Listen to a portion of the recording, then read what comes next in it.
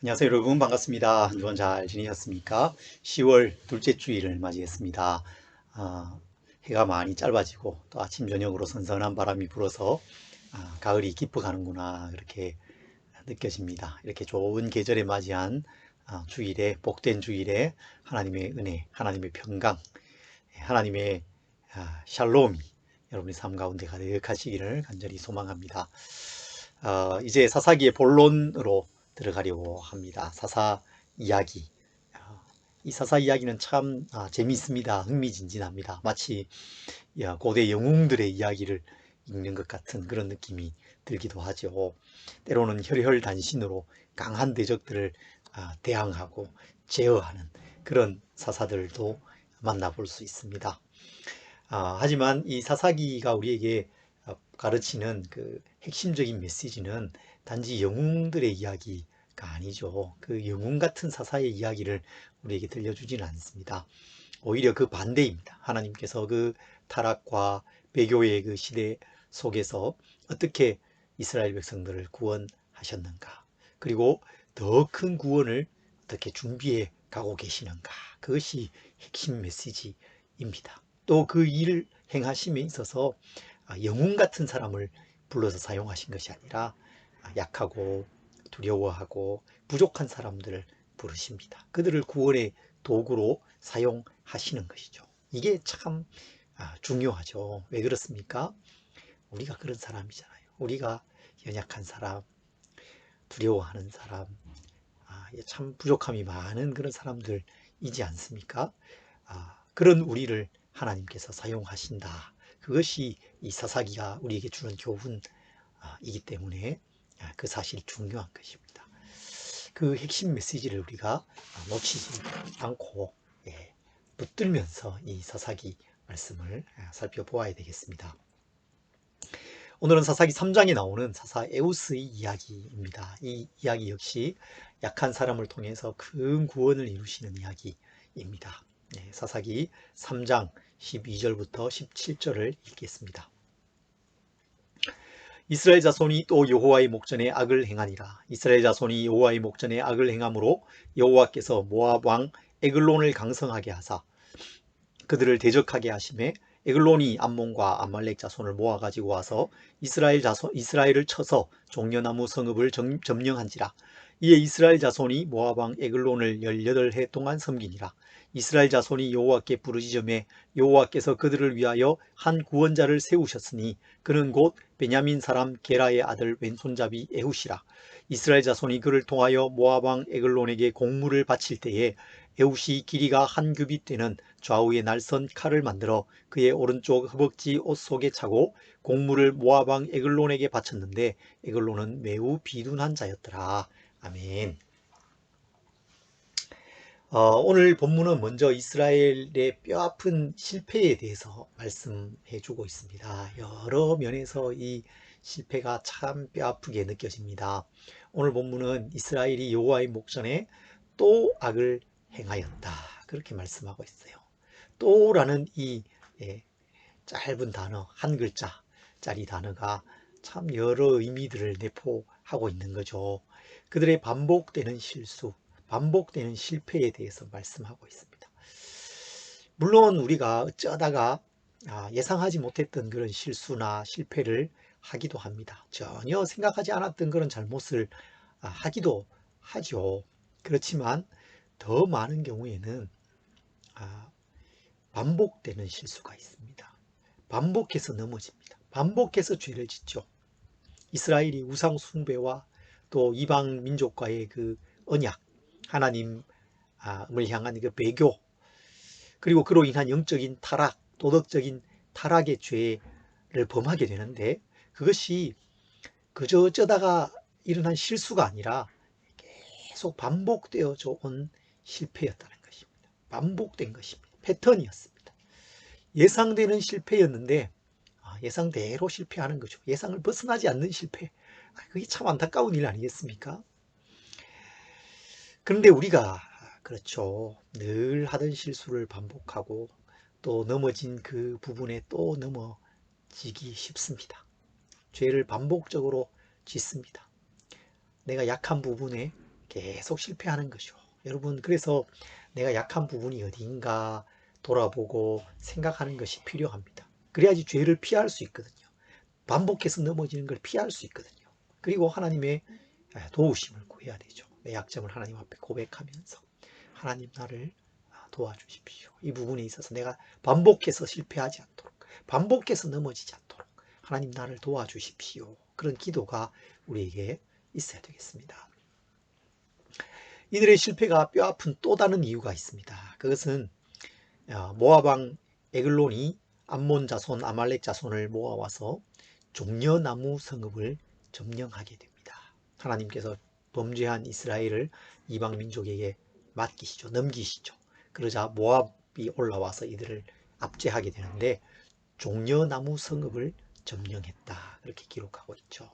여러분, 종려나무 성읍이 어디입니까? 바로 여리고입니다. 여리고는 여호수아가 요단강을 건너서 처음으로 마주한 성읍이었죠. 아주 견고한 성읍이었습니다. 이중의 성벽을 가지고 있는 견고한 성읍이었어요. 그런데 언약궤를 맨 제사장들이 앞장서고 백성들이 그 뒤를 따르면서 여리고성을 돕니다. 하루에 한 바퀴씩 6일 동안 돌았고 맨 마지막 7일째에는 7바퀴를 돌게 되죠. 그렇게 했을 때에 한 후에 나팔 소리를 들은 이 백성들이 함성을 저지릅니다. 그러자 이 여리고성이 무너지게 되죠. 여러분, 이 여리고성 전투는 가나안 땅에서의 첫 전투였을 뿐만 아니라 가장 상징적인 승리였습니다. 이 가나안 전쟁의 그 양상, 가나안 전쟁이 어떻게 앞으로 진행되는지를 보여주는 아주 상징적인 그런 전투였다는 것입니다. 가나안의 민족들은 매우 강합니다. 그 대적들은 강해요. 그러나 하나님의 그 언약궤를 따라서, 하나님을 따라서 하나님께서 주시는 그 명령을 순종하면서 싸우면 그 전투에서 승리한다는 그 사실을 분명하게, 가장 선명하게 보여주는 전투가 바로 여리고 전투였다는 것입니다. 가나안 전쟁 전투에서의 그 승리의 상징이 바로 여리고, 종려나무 성읍이었습니다. 그런데 그 여리고성을 모압이 점령해서 거기에 주둔하면서 이스라엘을 압제해 갔다는 것이죠. 그러니까 이게 참 안타까운 일 아니겠습니까? 그들이 또 악을 행했어요. 반복해서 넘어졌습니다. 약점이 더 부각되고 약점으로 나타났다는 것입니다. 그런데 거기에다 더해서 그들이 승리해 오던 것, 승리의 상징인 그곳마저도 점령됩니다. 장점이 무력화되어 버린 것이죠. 이럴 수가 있습니다, 여러분. 우리가 잘하는 일, 내가 장점인 일, 내가 자신 있는 것, 그게 내 발목을 잡을 때가 있잖아요. 거기에서 내가 실패할 수 있습니다. 오히려 더 큰 실패와 낭패를 볼 수도 있습니다. 교만하고 방심하면 그렇게 되는 거죠. 여러분이 잘 하시는 일은 어떤 일입니까? 거기에 그 잘하는 일 때문에 내가 혹시 교만해져 있지 않습니까? 우리 자신을 깊이 돌아보아야 되겠습니다. 지금 이스라엘에게 약점은 더 약해져 있습니다. 실패하던 곳에서 또 실패가 반복됩니다. 그뿐 아니라 큰 승리를 경험했던 곳에서도 실패하고 있어요. 그러면 견딜 수 없죠. 버틸 수 없습니다. 너무도 뼈아픈 실패를 이스라엘이 지금 경험하고 있는 것이죠. 여러분, 근데 그 모든 것이 하나님을 왕으로 인정하지 않는 데서 오는 실패였습니다. 말씀에 철저한 순종이 없음으로 인해서 온 실패였다는 것입니다. 이스라엘의 참된 왕이 바로 하나님이지 않으셨습니까? 그런데 사사기는 뭐라고 말씀해요? 그때에 이스라엘의 왕이 없으므로 사람마다 각기 자기 소견에 옳은 대로 행하였다.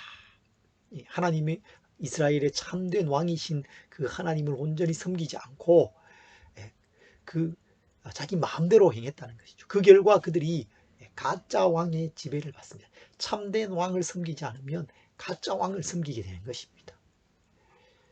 우리도 마찬가지입니다.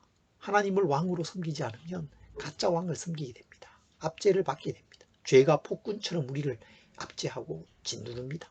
우상이 우리를 지배합니다. 그리고 그 아래에서 참된 평안을 누리지 못하는 것입니다. 뼈아픈 실패를 경험하게 되는 것이죠. 여러분, 이 뼈아픈 실패로부터 이스라엘이 어떻게 벗어날까요? 우리는 때로 이렇게 경험하게 되는 뼈아픈 실패에서 어떻게 벗어날 수 있겠습니까? 이어지는 사사 에후스 이야기가 그것을 우리에게 말씀해 주고 있습니다.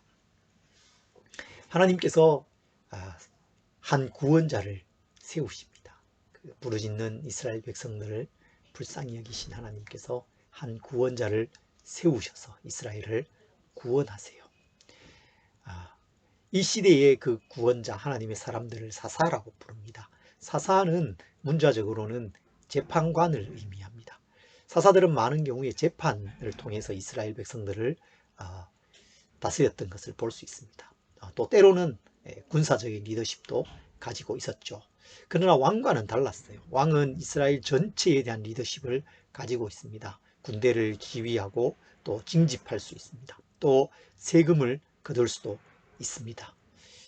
이스라엘의 첫 왕 사울이 세워져서 그런 역할을 했죠. 그런데 사사는 그렇지 않았어요. 이스라엘 일부에서 그 일을 담당했을 뿐이고 왕이 가졌던 것 같은 그런 큰 권한을 가지지는 않았습니다. 첫 왕 사울이 세워지기까지 이스라엘을 다스렸던 사람들이 바로 사사였습니다.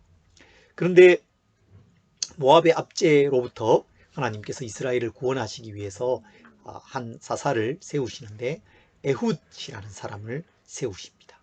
성경은 그를 베냐민 사람 게라의 아들 왼손잡이 에훗이다 그렇게 설명하고 있습니다. 베냐민은 야곱의 막내 아들이었죠. 이 베냐민이라는 그 이름은 참 그 태어나는 그 이야기가 안타까운 이야기잖아요. 그죠? 그런데 어쨌든 그 뜻은, 이름의 뜻은 베냐민은 오른손의 아들이라는 뜻이 있습니다. 오른손은 강한 손이라는 의미이지요. 오른손의 아들 베냐민입니다. 그런데 그 베냐민 지파에 소속된 사람 에훗이 왼손잡이였다는 거예요. 오른손잡이가 아니라 매우 뜻밖의 사람, 인물이라는 걸 강조하고 있는 것입니다. 매우 뜻밖의 인물이 사사로 세워졌습니다. 더구나 그가 왼손잡이였다는 것은 그냥 그가 왼손을 잘 쓰는 사람이었다는 의미가 아니라 오른손을 못 쓰는 사람, 오른손에 장애가 있는 사람이라는 그런 의미였을 것이다. 그렇게 추측하고 있습니다. 이어지는 이야기에 보면 이 에훗이 어떤 역할을 했냐 하면 곡물을 바치는 역할을 해요. 곡물을 모아서 모압 사람에게 가져다 주는 그런 역할을 하게 됩니다. 아마도 이 모압 사람들이 에훗이 오른손을 잘 못 쓰고 왼손만 쓰는 사람, 그런 사람, 연약한 사람이었기 때문에 곡물 바치는 그 일을 감당하도록 맡겼던 것 같습니다. 에훗이 곡물을 바치면서 에글론에게 독대를 청하거든요. 하나님이 왕에게 전해준 그 말이 있습니다. 내가 왕에게 은밀히 말할 것이 있습니다. 이렇게 하면서 독대를 청합니다. 그러자 에글론이 에훗에 대해서 전혀 어떤 경계심을 가지지 않고 독방으로 이렇게 갑니다. 그때 에훗이 오른쪽 다리에 숨겨 놓았던 그 칼을 왼손으로 뽑아서 왼손으로 에글론의 뼈를 찔러서 죽이지 않습니까? 이 이야기를 살펴볼 때에 에훗은 에글론이 경계할 만한 그런 사람이 아니었다는 것입니다. 이 사람이 뭔가 대단한 일을 꾸미고 독립운동을 하고 리더십을 발휘할 만한 그런 사람으로 전혀 보이지 않았다는 것이죠. 그만큼 이 사람은 약한 사람, 부족한 사람이었다는 것입니다. 적어도 겉으로 보기에 그랬다는 것입니다. 그런데 하나님께서 그를 사용하신 것이죠. 여러분, 하나님께서 약한 사람을 쓰십니다. 하나님의 그 손 안에서 우리의 약점은 오히려 강점이 됩니다. 약점이 오히려 기회가 되는 것입니다. 하나님께서 그 약점을 사용하세요. 하나님께서 약한 사람을 들어서 하나님의 그 놀라운 일을 이루십니다. 구원을 이루시는 것입니다. 그것을 통해서 하나님이 얼마나 능력 있는 분인가, 그것을 보여주시는 것이죠. 그것이 하나님의 일하심의 방식입니다. 오늘 이야기가 그 사실을 정말 선명하게 보여주고 있는 것입니다. 이스라엘은 실패한데 또 실패합니다. 약점은 더 약하게 되었습니다. 게다가 강점마저도 힘을 쓰지 못합니다. 여리고가 점령되고 강점이 무력화되고 이전의 승리의 그 상징이 이제는 실패의 그 뼈아픈 상징이 되어버리고 만 상황입니다. 그런데 하나님 안에서 그 상황이 달라지게 됩니다. 가장 약한 사람, 뭔가 독립운동을 도무지 할 것 같이 보이지 않는 그 사람이 하나님께서 세우시는 구원자가 된 것입니다. 그가 담대하게 에글론을 죽이고 도망가서 에브라임 산지로 가서 나팔을 불어 사람들을 모았습니다. 군대를 모았습니다. 그리고는 에훗이 그들을 앞서가면서 요단강 나루를 장악했습니다. 그래서 이 모압 사람들이 요단강을 건너가지 못하도록 막았죠. 그리고 10,000명이나 되는 많은 사람들을 죽였습니다. 29절과 30절은 이렇게 말씀하고 있습니다. 그때의 모압 사람 약 10,000명을 죽였으니 모두 장사요 모두 용사라. 한 사람도 도망하지 못하였더라. 그날에 모압이 이스라엘 수하에 굴복함에 그 땅이 80년 동안 평온하였더라. 모압 사람들이 모두 장사고 용사였습니다. 이들이 뭐 그냥 힘도 못 쓰는 사람들이 아니었습니다. 아주 강한 사람들이었는데 그들이 이스라엘을 당해내지 못했다는 것입니다. 더 정확히는 하나님을 당해낼 수 없었습니다. 하나님을 당할 사람이 없습니다. 하나님이 능력 있으십니다. 하나님이 전능하십니다. 하나님의 그 능력을 여러분 신뢰하시기 바랍니다. 그 결과 어떻게 되었습니까? 그 땅에 평화가 찾아옵니다. 그 땅에 평온하였다. 80년 동안의 평화가 찾아옵니다. 평온하였다라는 이 말씀이 샬롬이죠. 샬롬이 그들에게 찾아왔습니다. 여러분, 이 샬롬은 그저 전쟁이 없는 상태, 큰 문제 없는 상태, 그런 의미가 아닙니다. 네. 그보다 훨씬 풍부한 의미를 가지고 있어요. 풍성함이 찾아오는 것입니다. 하나님께서 주시는 축복이 그들에게 임하는 것입니다. 하나님의 돌봄과 보호, 공급하심, 그래서 정말 기쁨과 감사가 넘치는 그런 상태, 그것이 샬롬입니다. 하나님께서 주신 그 땅 가나안, 젖과 꿀이 흐르는 땅이 주는 그 혜택을 풍성하게 누리는 상태가 바로 샬롬이라는 것입니다. 그들이 그걸 다 잃어버렸잖아요. 가나안 땅에 들어와 살면서도 그걸 다 잃어버리고 살아가고 있던 그들에게 다시 샬롬이 임하는 것입니다. 샬롬이 회복된 것입니다. 특히 80년 동안의 이 샬롬은 사사시대 전체를 통틀어서 가장 긴 기간의 평화입니다. 샬롬. 가장 약한 사람, 왼손잡이 에훗을 통해서 하나님께서 가장 긴 기간의 그 평화, 가장 풍성한 그 샬롬을 허락해 주셨다는 것입니다. 여러분, 하나님의 샬롬을 누리고 있으십니까? 뭐 그냥 그 문제 없이 살아가면 그냥 되는 것이 아닙니다. 그냥 밥 먹고 살고 큰 문제 없고 무소식이 뭐 희소식이고 그런 정도의 삶을 말하는 것이 아닙니다. 하나님께서 우리를 부르실 때에 그저 그 문제 없이 이 세상에서 살도록 부르신 것이 아닙니다. 하나님께서 우리를 복 주시기 위해서 그 풍성한 삶을 주시기 위해서, 샬롬을 주시기 위해서 우리를 부르셨습니다. 그런 계획을 하나님 가지고 계십니다. 예수님께서 내가 온 것은 양으로 생명을 얻게 하고 더 풍성히 얻게 하기 위함이다 말씀하셨잖아요. 풍성한 생명력, 그 넘치는 그 삶, 그 삶이 우리에게 하나님께서 기대하시고 또 주시기를 원하시는 그런 삶이라는 것입니다. 여러분, 그 삶을 누리고 계십니까? 영적인 부흥과 성숙과 성장, 하나님의 돌보심과 그 공급을 누려가는 삶, 기쁨과 감사가 충만한 그런 삶을 여러분 누려가시기를 바랍니다. 그런 삶을 회복해 가시기를 바랍니다. 그런 샬롬은 하나님을 왕으로 섬기는 데에 있습니다. 하나님을 내 삶의 왕으로, 주인으로 섬기지 않으면 샬롬을 잃어버리게 되죠. 가짜 왕의 압제를 받게 됩니다. 사탄의 그 끄는 대로 끌려가고 죄가 우리에게 찾아와서 우리 마음에 있는 기쁨을 다 빼앗아가 버리고 염려와 근심에 매이게 만드는 그런 삶을 살아가게 됩니다. 그러나 하나님을 다시 왕으로 우리 삶에 모시게 되면 다시 샬롬이 찾아옵니다. 샬롬을 잃어버린 이 시대 속에 살아가는 우리가 다시 이 하나님의 샬롬을 회복해 가기를 간절히 소망합니다. 여러분, 하나님 안에 있으면 나의 약점이 강점이 됩니다. 하나님 안에 있으면 하나님께서 나의 약점마저도 기회로 사용하시는 것입니다. 나의 약점을 사용하십니다. 나의 약점을 통해서 놀라운 구원의 도구가 되게 해주십니다. 그래서 하나님 안에 거하는 것, 하나님을 왕으로 섬기는 것, 그것이 가장 중요합니다. 여러분, 어떤 약점이 있으십니까? 그 약점이 나를 참 아프게 하는 그런 게 있지 않으세요? 그래서 낙심하고 낙담해 있지 않으십니까? 반복되는 실수와 실패, 또 그로 인한 참 어려운 그런 상황에 처해 있고, 그래서 참 힘겨운 그런 상태에 있지 않으십니까? 여러분, 낙심하지 마십시오. 하나님께 그것을 가지고 나아가십시오. 하나님의 손에 올려드리십시오. 그러면 그 약점을 하나님께서 강점으로 쓰십니다.